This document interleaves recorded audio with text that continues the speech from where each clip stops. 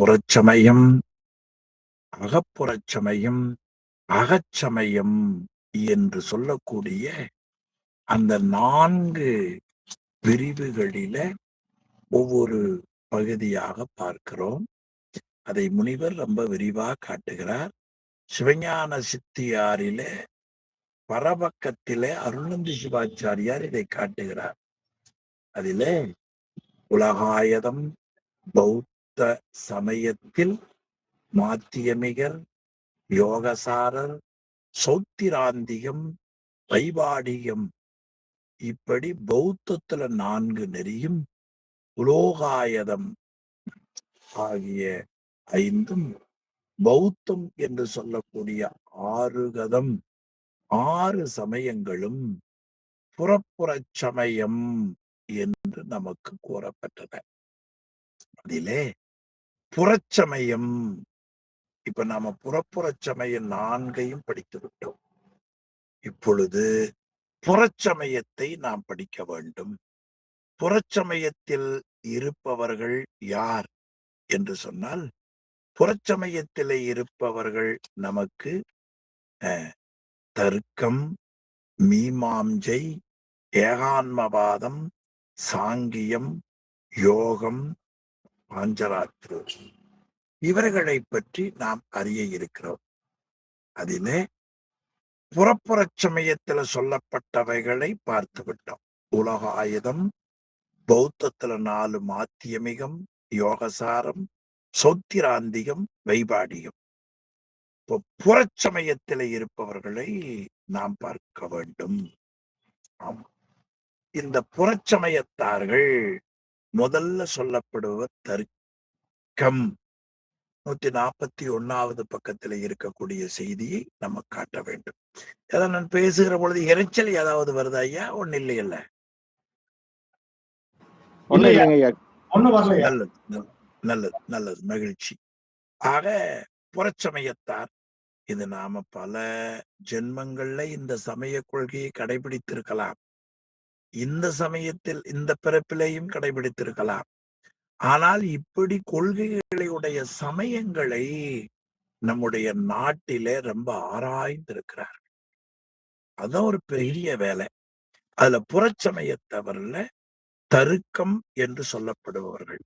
புறச்சமயம் மட்டும் 6க்குள் தருக்கமாவது வைசேடியம், நையாயியம் என 2 வகைப்படும். ஆக 2 தத்துவங்களையும் ஒன்றாக நமக்கு காட்டுகிறார். ஒன்று வைசேடிகம், இன்னொன்று நையாயியம். இது புறச்சமயத்துல தருக்கம் என்கின்ற எண்ணப்படுவதில் சொல்லப்படுவது. வைசேடிய நூலில் கூறக்கூடிய பொருள்கள் திரவியம், ஞானம், தொழில், சாதி. ஆமா, நீங்க எங்க இருக்கீங்க? பக்கம் 141ல புறப்புறச் சமயம் தர்க்கம் இருக்குது பாருங்க. பக்க தர்க்கம்ங்கிற தலைப்புல பாருங்க, புறச்சமயம், அது கீழே தர்க்கம் இருக்கு. அப்ப முன்னைய பக்கமா இருக்கலாம்.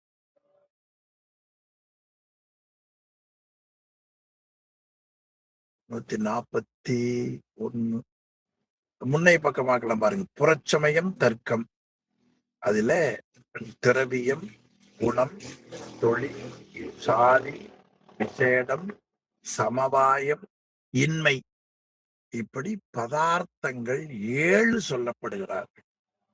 அவற்றுள் திரவியம் என்பது நிலம், நீர், நெருப்பு, காற்று, ஆகாயம், காலம், திசை, ஆன்மா, மனம் என 9 வகைப்படுவது திரவியம்.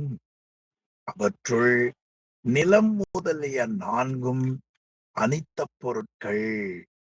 இந்த பகுதியில சிவஞான முனிவர் வைசேடியம், நியாயம் என்ற 2 தத்துவங்களை ஒன்றாக காட்டுகிறார். அதுல முதலாவதாக இருப்பது வைசேடியம், 2வதாக இருப்பது நையாயியம். நியாயம் என்பது நையாயியம். நியாய தத்துவத்தை நையாயியம் என்று மக்கள் கூறுவர். நியாய நூல் அளவை இயலுக்கு சிறப்பிடம் தருவது இந்த தத்துவத்தின் முதல் நூல் செய்தவர் கௌதமர். இவரை அக்கபாதர் என்றும் கூறுவார்கள். அது நியாய நூல் தத்துவத்திற்கு நூல் செய்தவர் கௌதமர். இவரை அக்கபாதரம் என்றும் கூறுவார்கள். வைசேடிய தத்துவத்துக்கு முதல் நூல் இயற்றியவர் கணநாதர். இந்த 2 பேரு கூறிய நூல்களில தத்துவங்களுக்கு இடையே உள்ள ஒற்றுமைகளை கருத்தில் கொண்டு சிவஞான முனிவர் இந்த 2 பேரையும் இணைத்து நியாய வைசேடியம் என்றே மக்கள் கூறுவதாக காட்டுகிறார்.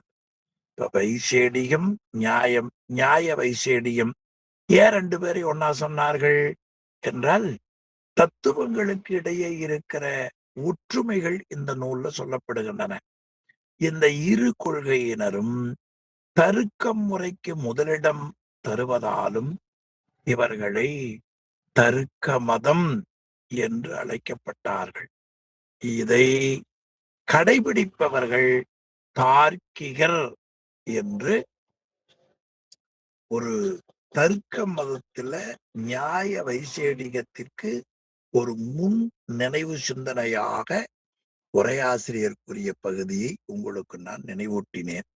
ஆமா, அவர்கள் சொல்லக்கூடிய பதார்த்தங்கள் 7. அவையாவன இந்த புறப்புற சமயத்துல தர்க்கம் அந்த தலைப்பு மட்டுமே காமிங்க.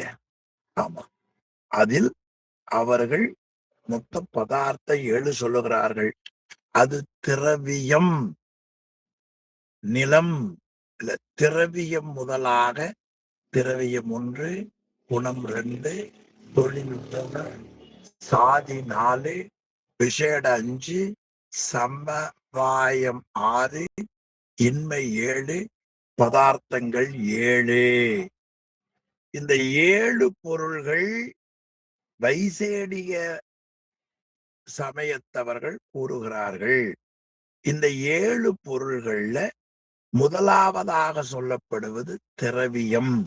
இப்ப திரவியம் என்பதற்குள்ள நிலம், நீர், நெருப்பு, காற்று, ஆகாயம் 5, காலம் 6, திசை 7, ஆன்மா 8, மனம் 9.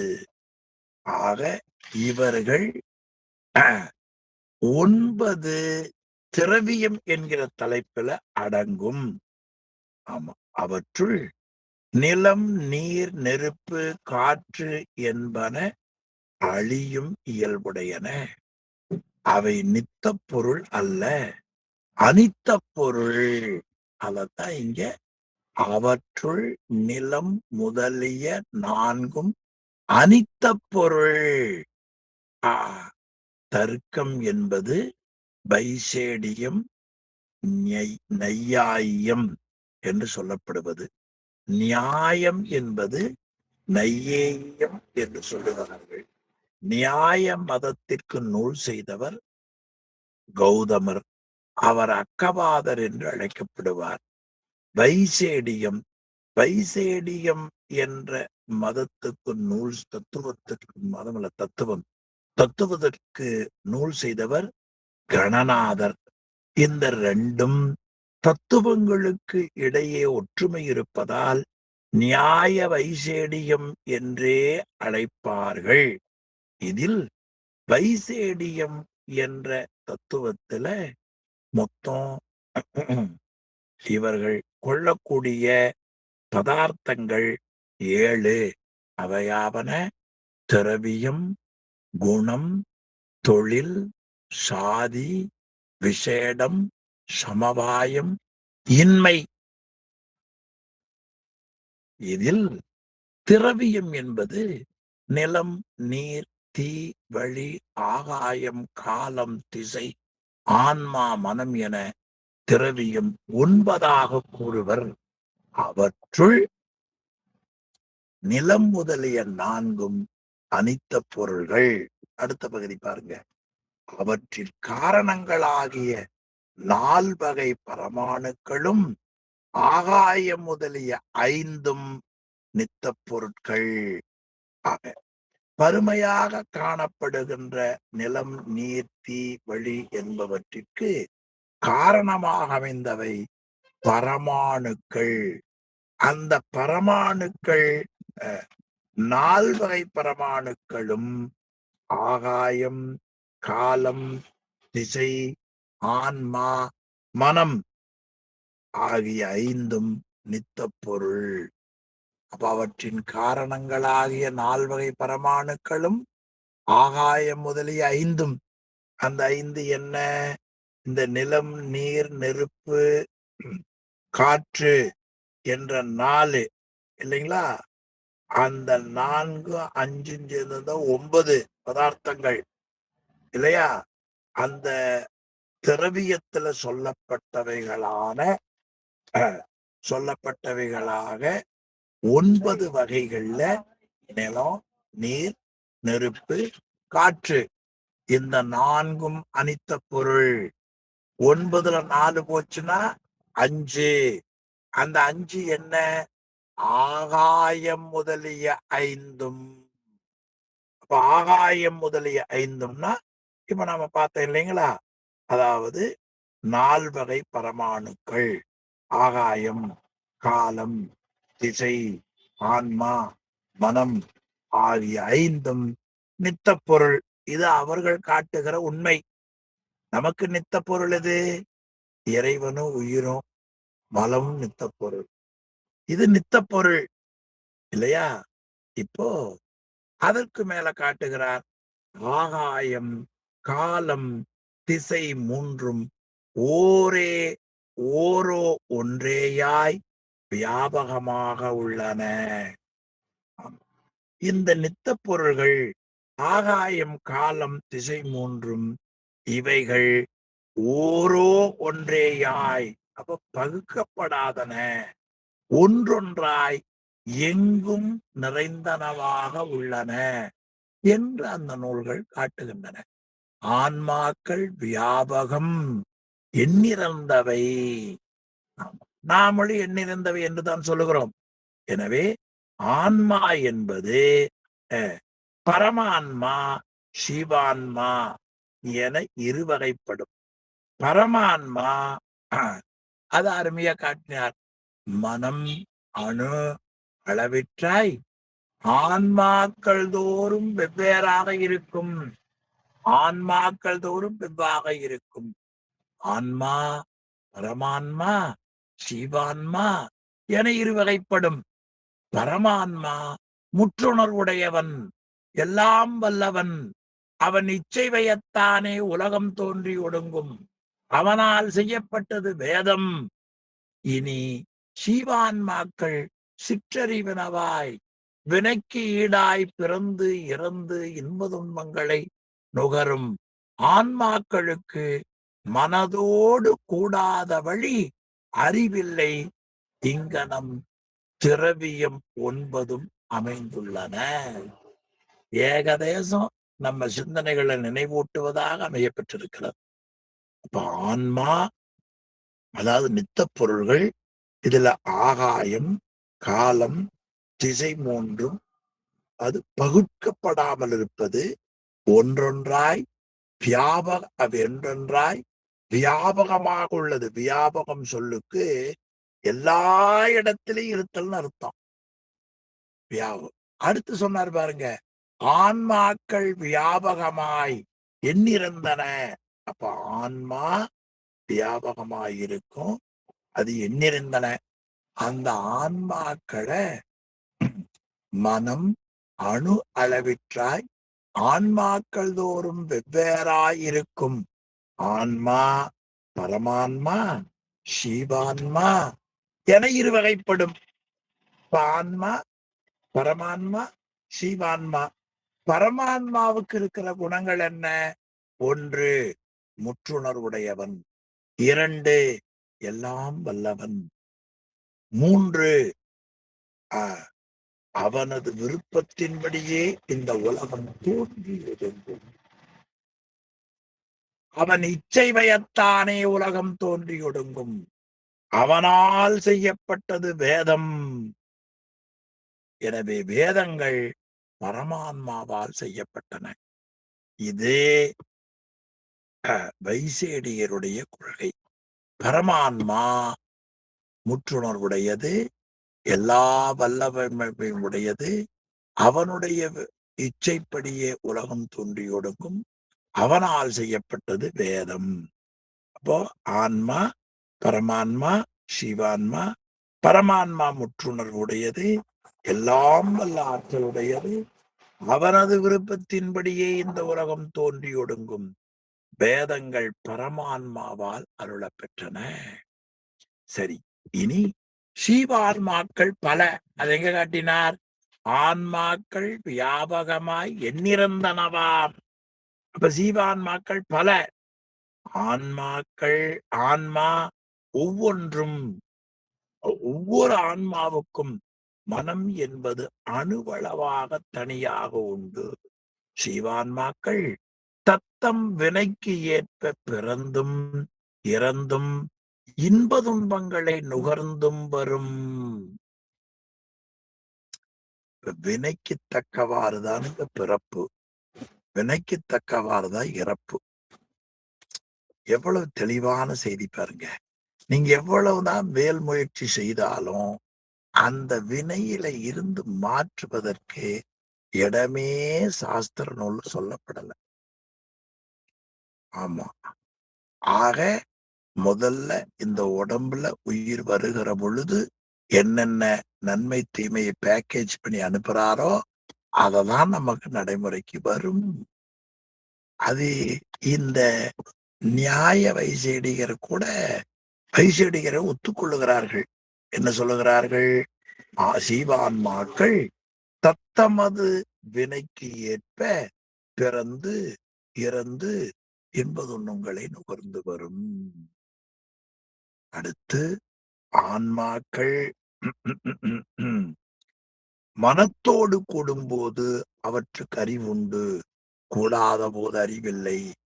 ஆன்மாக்களுக்கு மனத்தோடு கூடாத வழி அறிவில்லை. இங்கனம் திரவியம் 9 கண்டுகொள்க என்று இனி ரொம்ப அருமையா நமக்கு காட்டினார். அப்போ ஆன்மா சுற்றறிவுடையது, சீவான்மா பரமான்மா முற்றறிவுடையது. பிணக்கீடாக பிறந்து இறந்து இன்ப துன்பங்களை நுகரும். மனதோடு கூடாத வழி அறிவில்லை. ஆமா, இப்படி இந்த பகுப்பை நமக்கு காட்டினார். மேலும் இனி அடுத்த பகுதியில இனி குணங்களாவன. ஆமா, இது முதல்ல என்ன பார்த்தோம்? திரவியம்னு பார்த்தோம். திரவியத்துக்கு பிறகு குணம். முதல்ல பதார்த்தங்கள் பார்த்தோமே இல்லையா? மொத்த பதார்த்தங்கள் 7 தானே வைசேடியத்திற்கு. அதில திரவியத்தில் உள்ள செய்திகளை பார்த்தோம். இனி 2வது குணங்கள். அது திரவியம் பற்றுக்கோடாக நிகழ்வன. எப்படி பிடிச்சாங்க பாருங்க. இந்த திரவியம் பார்த்தோம் பாருங்க, அது பற்றுக்கோடாக நில்வன. அவை அந்த திரவியம் இருக்கிறதே, அவை உருவம், சுவை, நாற்றம், ஊறு முதலியவாக 24 வகைப்படும் காட்டினார். இப்ப இந்த முதல்ல கூறப்பட்ட 7 வகை பொருள்ல 2வதாக இருப்பது முதல்ல திரவியம், 2வது குணம். குணம் என்பது திரவியத்தை பற்றி நிற்பனவாகும். இந்த குணங்களை 24 வகையாக அவர்கள் கூறுவார்கள். அவற்றுள் 8 குணங்களை சீவான்மாவின் சிறப்பு குணங்களாகவும் 3 குணங்கள் பரமான்மாவின் சிறப்பு குணங்களாகவும் அவர்கள் கூறுவார்கள். அந்த பகுதியில நமக்கு சொல்லப்படுவது, ஆக அவற்றுள் புத்தி, இன்பம், துன்பம், விருப்பு, வெறுப்பு, முயற்சி, அறம், பாவம் என் 8 குணங்கள். பாவனை என்னும் வாதனையும் ஜீவான்மாக்களுக்கு சிறப்பு குணங்கள். இவற்றுள் புத்தி, விருப்பு, முயற்சி மூன்றும் பரமான்மாவிற்கு சிறப்பு குணங்கள். அப்ப இந்த பகுதியை நமக்கு அருமையா காட்டினார். அப்போ 8 குணங்களை ஜீவான்மாவுக்கு சிறப்பு குணங்களாகவும் 3 குணங்களாக புத்தி, விருப்பு, முயற்சி சிறப்பு குணங்கள் காட்டினார். பரமான்மாவின் குணங்களாகிய புத்தி முதலிய மூன்றும் நித்தியம். ஜீவான்மாக்களின் புத்தி முதலிய அவை அனித்தியம். இப்படி ஏனையவைகளையும் நாம் சிந்தித்துக் கொள்ளலாம் என்று நமக்கு இந்த பகுதியில அருமையா காட்டினார். அதற்கு ஏற்ப தொழில்களை எழுதல், வீழ்தல். ஆமா, இப்படி நமக்கு அதை காட்டினார். இனி தொழிலாவன அதை பத்தி காட்டுகிறார்.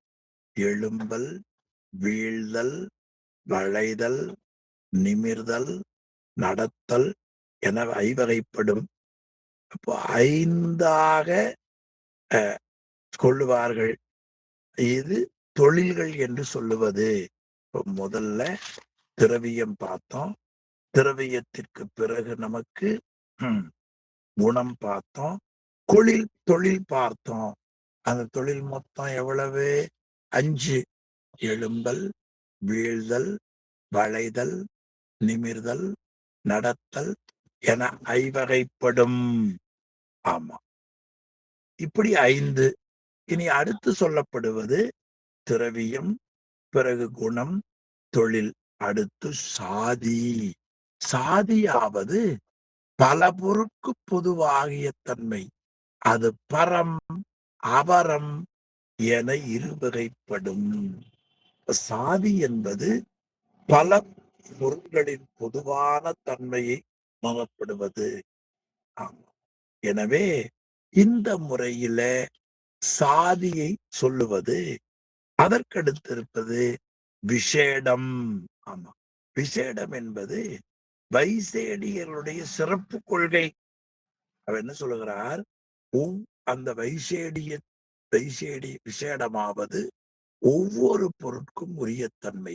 அவை நிலவணு முதலிய பரமாணுக்களும் ஆகாயம் முதலிய 5ஆகிய நித்த பொருள்களின் வேறுபாடு உணர நிற்பனவாய் பலவாம். அப்ப விசேடம் என்பது வைசேடியர்களுக்கு சிறப்பு கொள்கை.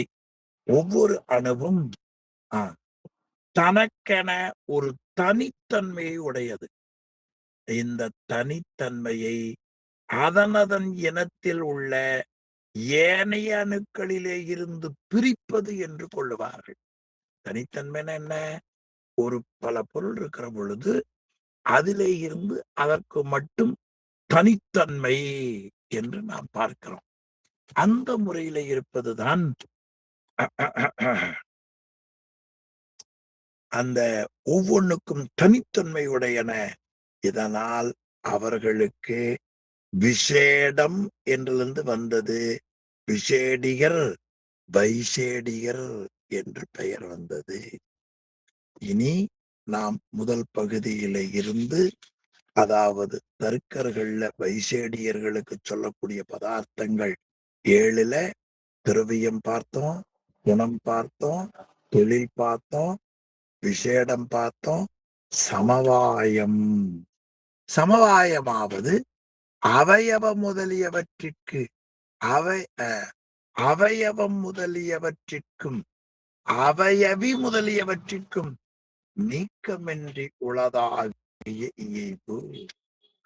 சமயம் என்பது வைசேடியத்தில ஒரு சிறப்பு கொள்கை. ஒரு துணி நடுவில் ஒரு துணி ஊடும் பாவமாகிய நூல்களால் இப்படி ஒரு நூல் வரும், இப்படி ஒரு நூல் வரும். துணி முழுமையானது, நூல் அதன் பகுதி. நூல் இழைகளை தனித்தனியே பிரித்து விட்டால் துணி என்ற பொருளே அழிந்து போகும். அவயவம் முதலியற்கு அவயவின்னு சொன்னார் பாருங்க. அப்போ நூல் இழைக்கும் துணிக்கும் உள்ள தொடர்பு சமவாய சம்பந்தம். இது வைசேடிகர்களால் கூறப்படுவது என்று உரையாசிரியர் காட்டுகிறார். சமவாயமாவது அவயவம் முதலியவற்றிற்கு அவயவி முதலியவற்றோடு நீக்கமின்றி உள்ளதாகிய இயல்பு. அதை உரையாசிரியர் காட்டுகிறார். இப்போ ஒரு துணி, நமக்கு ஒரு துணி இருக்குது, அது ஊடும் பாவும். நேரா வர்ற நூலுக்கு பாவுன்னு பேர், உள்ள போற நூலுக்கு ஊடும்னு பேர். அந்த ஊடும் பாவும் ஆகிய நூல்களால் ஆனது துணி, முழுமையானது. இப்படி ஒரு இலை வருகிறது, இப்படி ஒரு இலை வருகிறது. இது ஊடுன்னு பேரு, இது பாவுன்னு பேரு. ரெண்டும் சேர்ந்தால் துணி. நூல் துணியினுடைய பகுதி. எனவே நூல் இழைகளை தனித்தனியே பிரிப்போமேயானால் துணி என்ற பொருள் இல்லாமல் அழிந்து போகும். நூல் இழைக்கும் துணிக்கும் உள்ள தொடர்பு சமவாய சம்பந்தம் என்று வைசேடிகள் கூறுகிறார்கள். அவர்களுக்கு முன்பு இல்லாததும் பின்பு இல்லாததும் தோன்றும். அவர்கள் முன்பு இல்லாததும் பின்பு தோன்றும், அதாவது முன்பு இல்லாதது பின்பு தோன்றும் என்ற கொள்கையுடையவர்கள். இந்த கொள்கைக்கு அசத்காரியவாதம் அல்லது ஆரம்பவாதம் என்று பெயர். அசத்காரியவாதம் அல்லது ஆரம்பவாதம் என்று அவர்களுக்கு அந்த பெயர். இதுதான் ஞானசம்பந்த பெருமான் தேவாரத்துல ஆரம்பவாதி கொள்கை என்று ஞானசம்பந்தர் பாடுகிறார். அநேகமா திருவண்ணாமலை பதிகம் என்று கருதுகிறேன், எனக்கு நினைவு சரியா இருந்தா. ஆரம்பவாதம்னா இந்த தர்க்கியர் வைசேட்டியர் கொள்கை என்று நாம் உரை செய்ய வேண்டும். சாஸ்திரம் நமக்கு எவ்வளவு முக்கியம் பாத்தீங்களா? ஆரம்பவாத கொள்கைன்னு அவர் பாடிட்டார் தேவாரத்துல. ஆரம்பவாதம் என்ன தெரியணும்?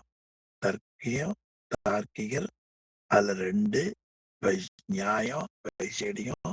அந்த வைசேடியர் கொண்டிருக்கிற கொள்கைதான் ஆரம்பவாதம். இனி எஞ்சி இருப்பது ஒன்றே ஒன்று, இன்மை. அது முன்னின்மையும் அழிவுபாட்டின்மையும் என்றும், முன்னின்மையும் அழிவுபாட்டின்மையும் என்றும், இன்மையும் ஒன்றின் ஒன்று இன்மையும் என 4 வகைப்படும். அப்போ முன்னின்மை, அழிவுபாட்டின்மை, என்றும் இன்மை, ஒன்றில் ஒன்று இன்மை. அவங்களும் ரொம்ப அருமையா சிந்திச்சுக்கிறாங்க பாருங்க. என்று 4 வகைப்படும் என்று அவர்கள் நம்ம காட்டுகிறார்கள். அப்ப இன்மை என்பது வைசேடியர்களுக்கு ஒரு பொருளாகவே கொள்ளப்படுகிறது. ஒரு அறைக்குள் ஒரு விளக்கு இருக்கிறது என்பதை நாம் கண்ணால் கண்டு அறிந்து கொள்ளுகிறோம். அங்கே விளக்கு இல்லை என்பதை விளக்கு இல்லை என்பதை காண்பதன் மூலம் அறிய முடியாது. இந்த இயலாமையை நீக்குவதற்காகவே அனுபலத்தி என்ற ஓர் அளவையை அவர்கள் கொண்டார்கள். அதாவது ஒரு அறைக்குள்ள ஒரு விளக்கு இருக்கிறது என்பதை நாம் கண்ணால் கண்டு அறிந்து கொள்ளுகிறோம். அங்கே விளக்கு இல்லை என்பதை இப்படி காண்பதன் மூலம் அறிய முடியாது. இந்த இயலாமையை நீக்குவதற்காகவே அனுபலத்தி என்ற ஓர் அளவையை அவர்கள் எடுத்துக்கொண்டார்கள். இன்மையை 4 வகைப்படுத்திக் கொண்டார்கள். அவை முன்னின்மை, அழிவுபாட்டின்மை, என்றும் இன்மை, ஒன்றில் ஒன்று இன்மை என்று 4 பிரித்தார்கள். ஆமா, முன்னின்மை என்பது ஒரு கட்டிடம் கட்டுவதற்கு முன் இல்லாதிருந்தது. இதுதான் முன்னின்மை. இப்போது அது முன்னின்மை. பிறகு அழிபாட்டின்மையாவது முன்பில்லாது இருந்தது இப்போது இருப்பது.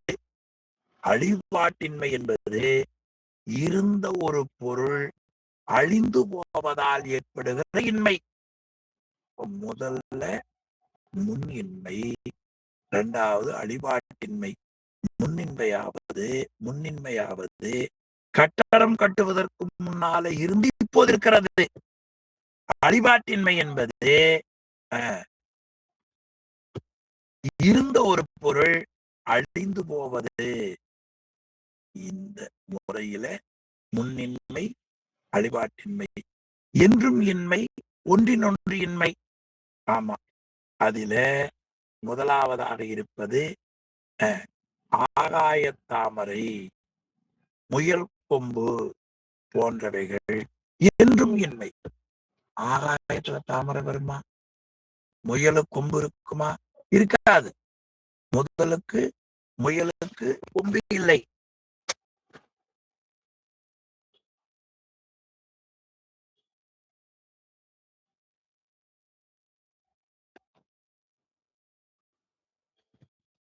முயலுக்கு கொம்பு இன்மை, அது என்றும் இன்மையாகும். குதிரை என்ற விலங்கிற்கு பசு என்ற விலங்கிற்கும் தன்மைகள் இல்லை.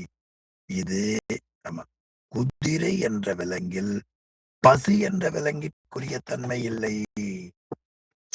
பசுவுக்கு இருக்கிற தன்மை வேற தானே, குதிரைக்கு இருக்கிற தன்மை வேற தானே. எனவே குதிரை என்ற விலங்கில் பசு என்ற விலங்கிற்குரிய தன்மையில் இது ஒன்றில் ஒன்று இன்மை என்று இந்த 7 பொருள்களையும் இது போல அவர்கள் நமக்கு காட்டுகிறார்கள்.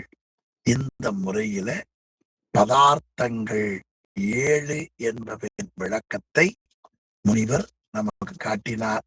திரும்ப நல்ல பகுதியை காட்டினார். இங்கனம் கூறும் 144வது பக்கம் இருக்கிற விளக்கம். இங்கனம் கூறும் 7 வகை பொருள்கள். 7 வகை பொருள்கள் என்ன பார்த்த நம்ம? முதல்ல திரவியம், திரவியத்துக்கு பிறகு குணம், தொழில், சாதி, விசேடம், சமவாயம், இன்மை. அது ஒன்னொன்னையும் பலவா பிரித்தார்கள். இப்படி 7 வகை பொருள்களின் சிறப்பியல்பு, பொது இயல்பு, வேற்றியல்புகளை உணரவே உடம்பு முதலியவற்றின் வேறாகிய ஆன்மாவின் இயல்பு விளங்கும். இந்த முறையில் 7 வகை பொருள்களின் சிறப்பியல்பு, பொது இயல்பு ஆகியவற்றையும் அவை ஒவ்வொன்றுக்கும் தமக்குள்ளே எப்படி வேறுபடுகின்றன என்பதையும் உள்ளவாறு உணர வேண்டும். அப்படி உணரவே உடம்பு முதலியவற்றின் வேறாகிய ஆன்மாவின் இயல்பு விளங்கும். அப்படி உணர்ந்தால் உடம்பு முதலிய உலகத்து பொருள்களிலே இருந்து வேறுபட்ட ஆன்மாவின் இயல்பு விளங்கும். ஆமா, ஆன்மாவின் இயல்பு விளங்கும். ஆக அப்படி ஆன்மாவின் இயல்பு விளங்கவே உடம்பு முதலியவற்றை நான் என்று எண்ணிய மித்தை உணர்வு கழியும். அது கழியவே முயற்சியின்மையின் அறம்பாவங்கள் இல்லையாய் பிறவி ஒளியும்.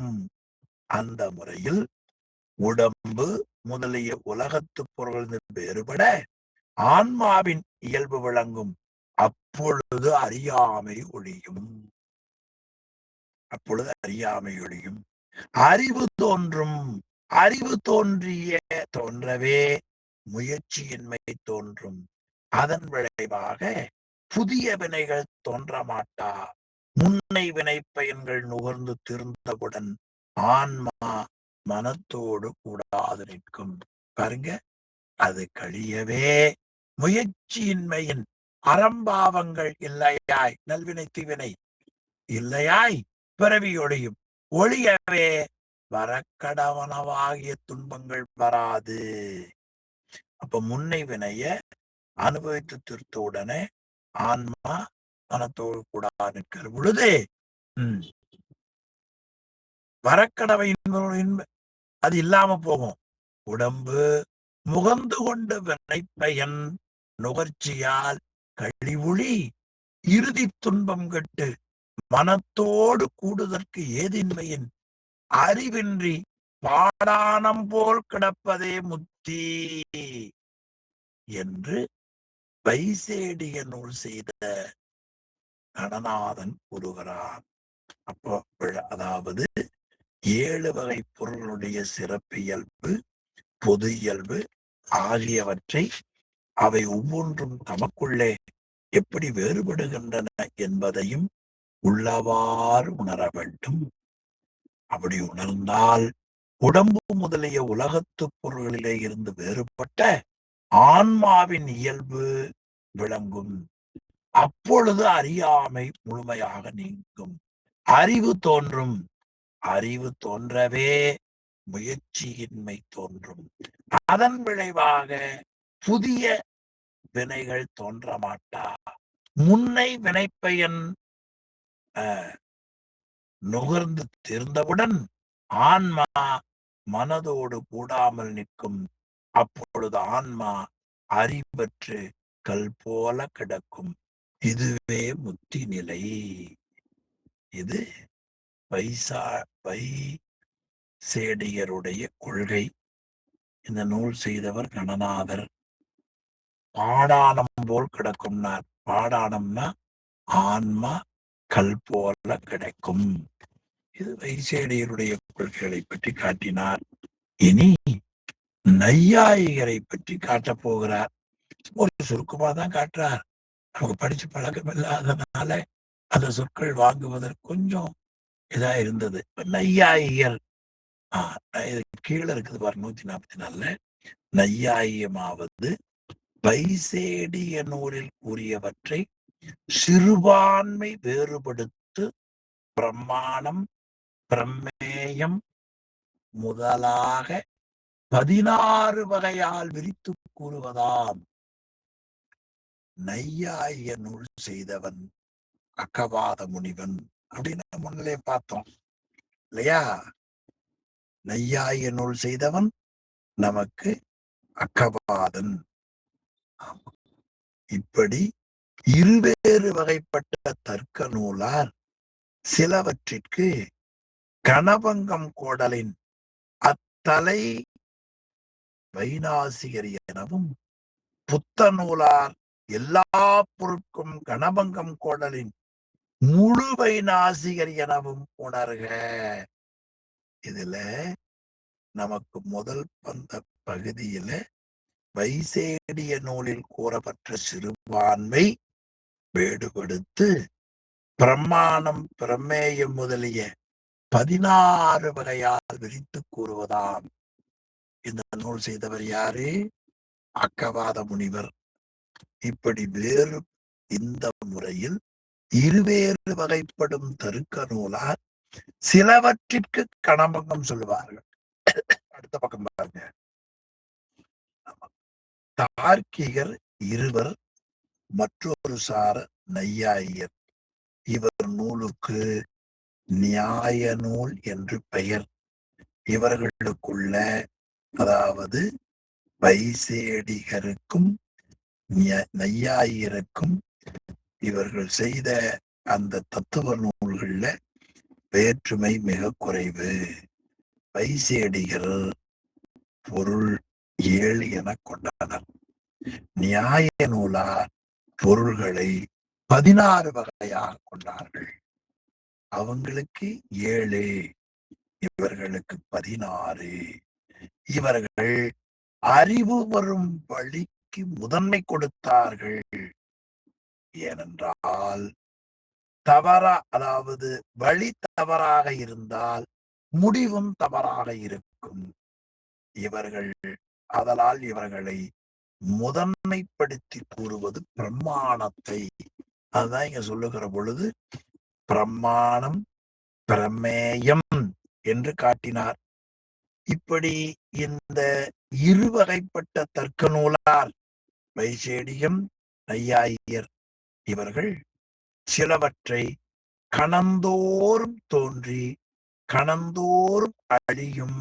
இவர்களுக்கு கணபங்கவா. அதுல ஒரு வேறுபாடு காட்டுகிறார் சிவஞான முனிவர். அதாவது இந்த இருவகைப்படும் தர்க்க நூலார் சிலவற்றிற்கு கணபங்கம் சொல்லுகிறார்கள். கணபங்கம்னா கண நேரத்துல தோன்றி எழுவது. அதனால் இவர்களுக்கு அத்தவை நாசிகர் என்று பெயர். இனி புத்த நூலார் இருக்கிறார்களே, அவர்களும் கணபங்கம் சொல்லுகிறார்கள். அவர்கள் கணபங்கம் எல்லா பொருளுக்கும் கணபங்கம். இவங்க சில பொருளுக்கு கணபங்கம். அதனால இவர் பாதி வைநாசிகர்னு பேர். அவர்கள் முழு வைநாசிகர்னு பேர். தர்க்க நூலார் அதாவது இவர்கள் சிலவற்றிற்கு கணபங்கம் கூறுமாறு என்ன, அதாவது உண்ட உணவின் சாரமே அவயவங்களாய் பரிணமித்து கணந்தோறும் வளர்ந்து தேய்ந்து வேறுபடும். அதாவது தர்க்க நூல்ல புத்த நூல்லையும் கணபங்கம் உண்டு, கணபங்கவாதம்.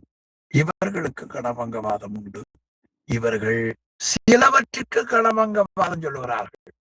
அவர்கள் எல்லாவற்றிற்கும் கணபங்கம் சொல்லுகிறார்கள். அதனால இவருக்கு பாதி வைநாசிகர்னு பெயர். அவர் முழு வைநாசிகர் என்று பெயர் என்று ஆசிரியர் காட்டினார். இனி தர்க்க நூலார் சிலவற்றிற்கு கணபங்கம் கூறுவது ஆவது. அதில இந்த தர்க்க நூலார் சொல்லக்கூடிய சிலவற்றிற்கு 145 மேல பாருங்க, இங்கனம் இருவேறு வகைப்படுங்கிற தலைப்பு. ஆம், இன்னும் கொஞ்சம் கீழே இதை பார்த்துட்டு இருக்கிறோம். சரி, இவர்கள் எப்படி சிலவற்றை கணந்தோறும் தோன்றி கணந்தோறும் அழியும் என்று கொள்கிறார்கள். அதனால் இவர்கள் அதாவது பாதி வைநாசிகர். புத்தர்களுக்கு அவர்கள் முழு வைநாசிகர், அறுத்த வைநாசிகர். அர்த்தம்னா பாதின்னு பேருங்க. என்ன விநாசம், அதிலிருந்து வைநாசிகர். புத்த சமயத்தினர் எல்லா பொருள்களும் கணந்தோறும் தோன்றி அழியும். அவர்கள் கணபங்கவாதத்தை அவர் முழு வைநாசிகர். விநாசம் விநாசம். அதனால அந்த தர்க்கர்ல வருபவர்களுக்கு பாதி வைநாசிகர். இவர்கள் புத்தர்களுக்கு முழு வைநாசிகர். அதற்கு மேலும் காரணம் சொல்லுகிறார்கள். என்ன சொல்லுகிறார்கள்? ஒருவன் உண்ட உணவின் சாரமே அவயவங்களாய் பரிணமித்து கணந்தோறும் வளர்ந்தும் தேய்ந்தும் வேறுபடும். ஒருவன் சாப்பிட்ட உணவின் சாரம் அவன் உடலில் உறுப்புகளாக மாறி ஒவ்வொரு கணத்திலேயும் வளரும். உடம்பும் அவ்வாறே வளர்ந்து தேய்ந்து வரும். வளர்ச்சியும் தேய்வும் கண்ணால் காணப்படவில்லையே என்று கேட்டால், ஆமா, இப்ப கணந்தோறும் அப்படி வளர்ந்து தேய்கிறது. அப்படி கணந்தோறும் வளர்வதும் தேய்ந்து வருவதும் கண்ணால காண முடியவில்லையே என்றால் அதற்கு ஒரு மேற்கோள் காட்டுகிறான் பாருங்கள். ஆமா, மழை நீர் இருக்கிறதே, மழை தாரையாய் தாரையாய் வந்து பொய்கை நிறைகிறது. இறைப்ப கிணத்துல நீர் போகிறது. அது போல கடந்தோறும் வளர்தலும் தேய்தலும் உடைமை பெற்றான். அப்ப 2 காரணம் காட்டுகிறான். அவன் என்ன காட்டுகிறான்?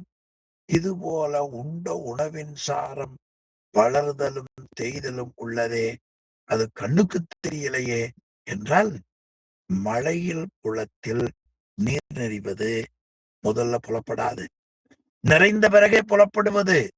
உடலில் வளர்ச்சியும் அது போல. கிணற்றில் நீர் இறைக்கிறோம், அப்பொழுது கிணற்றில் நீர் வற்றுவது கண்ணுக்கு புலனாவதில்லை. ஆனால் தொடர்ந்து பல நாள் நீர் இறைத்தால் கிணறு வற்றி போகிறது. அதுபோலவே உடம்பு தேய்வதும் இறுதியில் உணரப்படும். இவ்வாறே மண் தொடுதல், பூரித்தல் முதலியவற்றால் நிலமும், ஆற்று நீர் பெருக்கு முதலியவற்றால் கடலும் கணந்தோறும் நிறைவு குறைவு உடைமையால் இன்னோர் அன்னவை எல்லாம் கனபங்கமாய் பிரிது பிரிது தோன்றும் என அவர்கள் கொள்வார்கள் என்று வைசேடிகரை பற்றி காட்டினார். இனி இன்னும் சில விளக்கங்களை சொல்ல இருக்கிறார். அவற்றை நாம் அடுத்த வகுப்பிலே சிந்திப்போம் என்று சொல்லி இந்த அளவில் இன்றைய வகுப்பை நிறைவு செய்வோம். சிவாய நம. இப்பொழுது தார்க்கிகர், அதுல வைசேடிகரை முழுமையா பார்த்தோம். அடுத்து வரக்கூடிய பகுதியிலே நமக்கு சொல்லப்படுபவர்கள் நியாயம், அது நையாயம் என்று சொல்லப்படுவது. இந்த நையாயமும் சிலவற்றுக்கு கணபங்கவாதம் சொல்லுகிறார்கள். பௌத்தர்கள் எல்லாவற்றுக்கும் கணவன் சொல்லுகிறார்கள். அது உண்ண உணவு அது சக்தியா மாறுவது போல, அந்த உடம்பு வளர்தலும் தேய்தலும் போல அந்த பொருள்கள் தோன்றி அழியும் என்று காட்டுகிறார்கள். அதற்கு மழை நீர் குளம் நிறைவதைப் போலவும், நீர் இறைத்தால் கிணறு வற்றுவதைப் போலவும் நமக்கு காட்டி இவையால் கண்டுகொள்க என்று நிறைவு செய்திருக்கிறார் என்று நாம் வைசேடிகரை முழுமையாக பார்த்தோம். நியாயம் நையாயிகரை கொஞ்சம் பார்த்திருக்கிறோம் என்று சொல்லி இந்த அளவில் இன்றைய வகுப்பை நிறைவு செய்வோம். சிவாய நம.